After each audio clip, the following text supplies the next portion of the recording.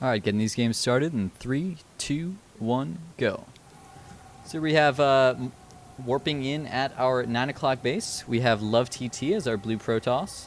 And at the 6 o'clock base, we have TSL.Fruitdealer as our Cyan Zerg. Now, one thing I was thinking about from that last game that was such a good play by FruitDealer was the fact that he brought that Overlord with him for that fight. He didn't have Overlord speed, so it's clearly something he had to plan ahead, send it out there.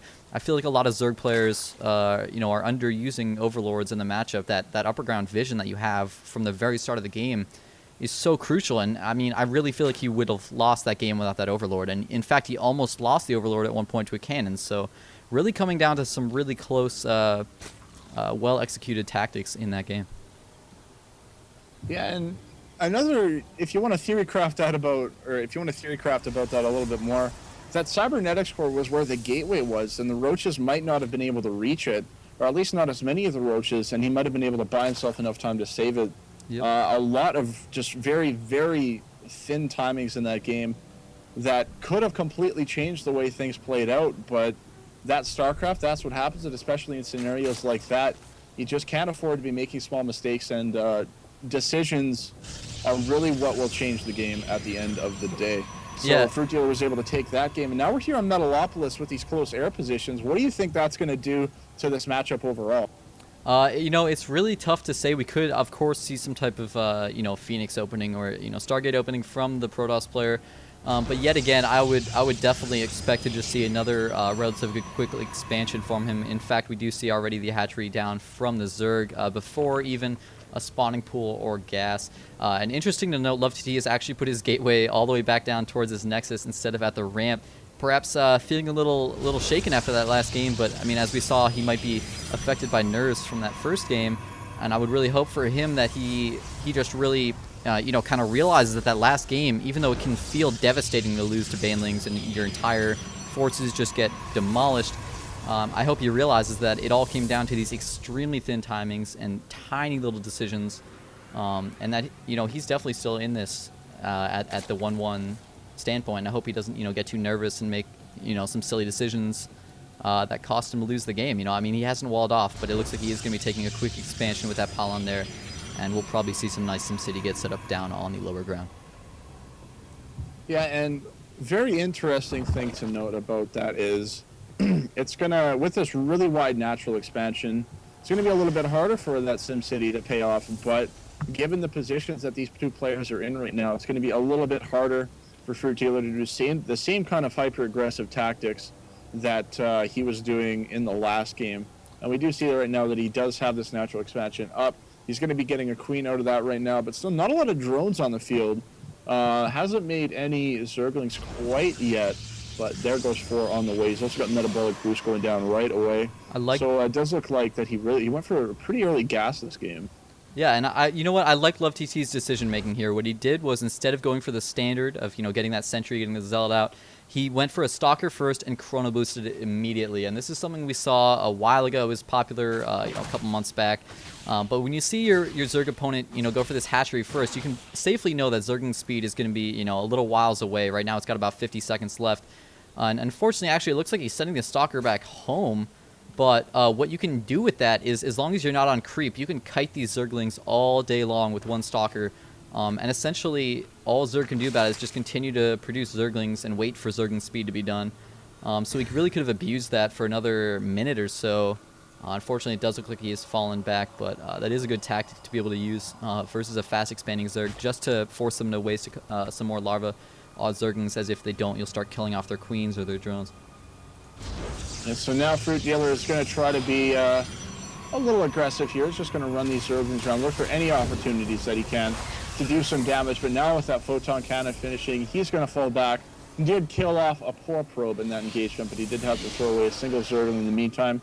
And just because of the fact that he did not get too many more kills there, it's going to take down that Meg statue to show the Protoss player that he is not afraid of anything, even a stone statue. It's just going to continue running around the natural expansion. Another Zergling getting taken out there by the Photon Cannon. And now it does look like these Zerglings are not going to fall back. They're just going to poke around here and get as much information as they can, I should say. As at this point in the game, it's really important to have a good idea what the Protoss player is doing, as there's still a number of different things that the Protoss could transition to. With these 2-base timings, we've seen so many times already that the Protoss players will just go for a 6-8 timing attack. With level 1 weapons, he could be getting a Stargate and getting a Void Ray and a few Phoenixes out like we saw against Moon, or he might be getting some robotics units out. Still a little bit too hard for him to tell, and we do see a Spire on the way for Fruit Dealer. Yeah, a Fruit Dealer, really went pretty predictably with this build. Unfortunately, LoveTT did not continue to harass with that Stalker, did not try to get any scouting in.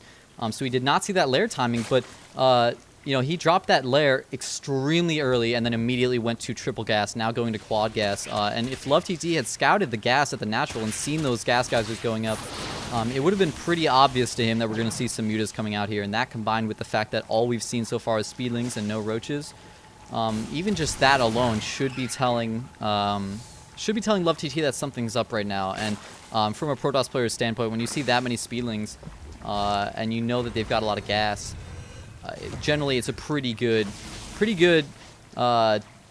tell that your opponent's going to be going for Mutalisk soon. So hopefully he is going to be doing something to deal with that. Looks like his choice is going to be Blink Stalker.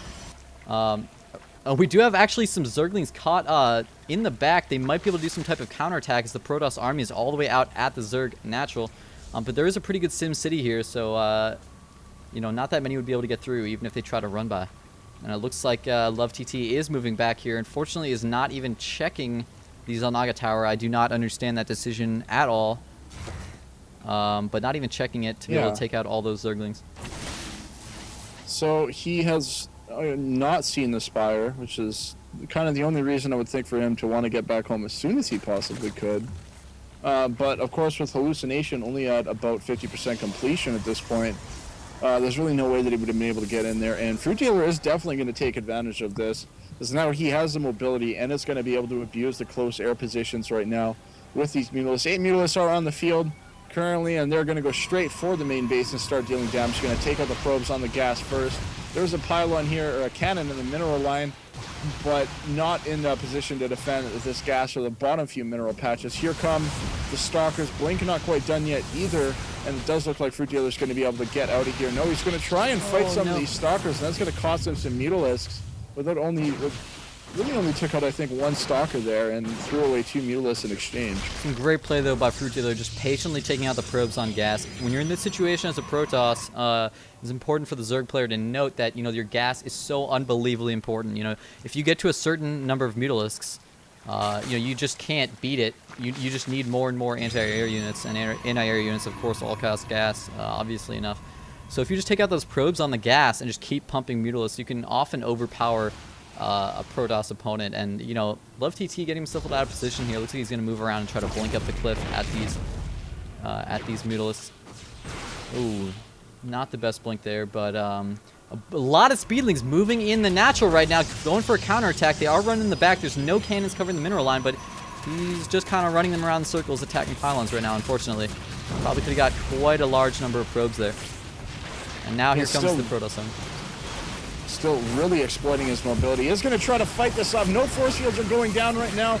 No guardian shields. These sentries being completely irrelevant in that last engagement. Could have gone even better for LoveTT, but he will still be able to drive Fruit Dealer out of there, as well as throw down a 3rd Nexus here. And interestingly enough, Fruit Dealer is throwing down a hatchery here at the 12 o'clock main. And do you think he's going to be using this mostly to just pump out a ton of units and really try to apply pressure out of that once he gets a few drones at it? Or do you think that this is just an attempt at a 4th expansion here? Yeah, I think, that's a really excellent point, is that, that area of just getting some really quick reinforcements over here can be really, really effective at, just getting a bunch of speedlings out to harass the 3rd of the Protoss, etc. But I'm not sure I agree with Fruit Dealer's attacks on the Protoss's main army. And when you're doing this strategy of Mutalisk Zergling, you're trying to harass, you're trying to keep the Protoss contained, because what you're going to use it for is you're going to use it to massively expand all over the place, just out-expand your Protoss opponent, and don't let them expand, don't let them move out. Keep harassing them. Harass places like the natural, which is completely undefended with cannons in the back against Mutalisks. But, I mean, if you can take out Stalkers, if they only have a couple individually like they did there in the main here, it's definitely beneficial to take them out. lower that army count for when the Protoss eventually does decide to move out, because what this matchup usually ends up being in PvZ when you go Speedling Muta and your Protoss opponent goes Blink Stalker is they just defend for a while, defend against all the harassment, and eventually just decide that, you know, there's like that point in time where you essentially have to move out as Protoss and try to do some damage because you're getting harassed all over the place. And taking out a little bit of the army along the way is definitely going to help for when that final push does come. Yeah, so now it does look like FruitDealer is going to be gearing up for the later stages of this game. As there is an infestation pit on the way, that's going to give him access to not only the high technology, but also the ability to lock down these stalkers from blinking around the map. So fungal growth at this point definitely going to help him out a lot. Meanwhile, we do see a Storm being researched from LoveTT, and these hot Mutalisks are going to try to engage these stalkers head on. A lot more stalkers are going to warp in right under them, and the remainder of the stalkers is going to blink in from the main base, and all of those Zerg units are going to be taken down very quickly with not a lot of losses. Did scout the 12 o'clock main, which is extremely important, with a hallucinated Phoenix during that battle. So now he's going to move up there and take that out extremely easily. So this base may turn out to be, you know, a pretty big misstep for FruitDealer there, pretty big risk. Luckily for LoveTT, throughout basically this entire game, I've seen, you know, I've just keep seeing those hallucinated Phoenixes running across the map. And, you know, getting that scouting is so extremely important when you're doing this type of build. Especially if you're not going to get a robotics facility, which you really can't afford the gas for if you're going to try to use Blink Stalker purely to deal with these Mutalisks. Although he has Tech to Templar now, and Storm will just completely decimate this amount of Mutalisks. It's really hard to spread them out and avoid those pretty large size storms. So once he gets those out, he should be in a pretty good position to do one of those final pushes I was talking about, especially after taking out the 12 o'clock main of FruitDealer. That being said, though, FruitDealer has taken 3 o'clock main and is you know, doing pretty well, but I mean, the income tab shows us that, you know, LoveTT is actually ahead on income. You know, he's got 15 more harvesters, so taking out that 12 o'clock main puts him in a really, really excellent position right now for when he's going to come out with that huge push. Yeah, one of the things that I've noticed about FruitDealer throughout his StarCraft career is he's not somebody who makes an insane amount of drones. You can see right now his natural expansion barely saturated, and his third base not really saturated at all. A drone count not very high, especially for what you would expect from a Zerg player who's currently on 4 mining bases. And right now, FruitDealer is going to try to launch another attack. Here, nice Storm's going to go down, catching all of the Zerglings. Another Storm is going to go down on his army, but also catching the Mutalisks as well. And you can see all these Mutalisks are in the orange or the red, only a few of them still in the green, and that's going to make them very soft targets for these Stalkers to pick off. The remainder of the death ball of Stalkers is making its way across the map, but the Mutalisks are already going to hightail it out of there after sniping off that Nexus, and I believe forcing it to cancel. I didn't quite catch it, whether it was canceled, but level 3 weapons is about halfway done for LoveTT right now, and he's got a lot of Stalkers on the field. And with no other tech choices coming out of FruitDealer, this many Stalkers are going to do quite well, especially considering, or combined with the fact that there is a complete lack of drones coming out of the Zerg player right now. Yeah, I mean, I feel like the fact that he's been so hyper-aggressive all game and hasn't been droning at any point in time really is what's setting him behind right now. Also, the fact that he's behind on upgrades, the fact that, you know, the Protoss is at 2-0, now actually his Mutalisks did just finish 2-0. So that actually might turn the tide in this next coming battle, the fact that they're going to be even on upgrades. And Infestors on the way over here. Fungals can completely change the fate of this game. Here they go. Huge Fungal going down on a lot of Stalkers there. A second link goes down. Really nice Fungals going down, but I mean, it looks like FruitDealer has a pretty good advantage here, but it's going to be really close. I mean, with Blink might just set the difference here for LoveTT and allow him to win this. In fact, it does look like he is going to be able to win this engagement, if only slightly. Although drones coming into the fray might slightly change the outcome of this battle. Here come the Speedlings to be able to clean up the last of these Stalkers. But you have to remember that Stalkers are a lot easier to reproduce than Mutalisks are. Especially when you're this low on drones, you're not going to be able to produce that many Mutalisks, and you want to be producing more drones as well as Speedlings and Infestors. Whereas Protoss can, of course, spam a ridiculous number of Stalkers out from all the warp gates, as well as continue to produce probes out of all of his bases if he so chooses. If Fungal gets down on all these High Templar, it is going to be huge. He cannot, of course, cast spells while fungled, and they're all grouped up. So if one fungal goes down on them, we will see no storms. So really need to see some spreads on these High Templar from LoveTT. Yeah, they're starting to spread out a little bit. There goes the fungal growth. But the feedbacks do go down. still able to storm the remainder of these Zerg forces. They're going to go down very quickly. Supply counts right now 124 for LoveTT and 103 for Fruit Dealer, and that supply count is starting to dwindle. This last expansion out of Fruit Dealer has 36 hit points, and these Stalkers are going to walk in there, poke at it, and it's going to go down very quickly. A little bit of a superfluous blink there, but definitely not the end of the world. And these Stalkers these Mutalisks are going to clear out this forward pylon and then try to shut down a 5th expansion from LoveTT. The Stalkers are about to get in here. Might go for the blink. No, the blink is a little bit late. He will not be able to save that Nexus. I think a few seconds quicker and he might have been able to save it, but just a little bit too late. He will have to rebuild that if he wants to have that up and running. And now with the main base no longer mining, as it is pretty much all mined out, Fruit Dealer is really up against the ropes. He's going to have to make something huge happen soon. Here come more High Templar. Do not have enough energy to cast Sidestorm quite yet, but they will be successfully defended. Stalkers are going to be able to take out the remainder of these Mutalisks, and Fruit Dealer throws out the GG. LoveTT takes the series 2-1. Yeah, wow. I feel like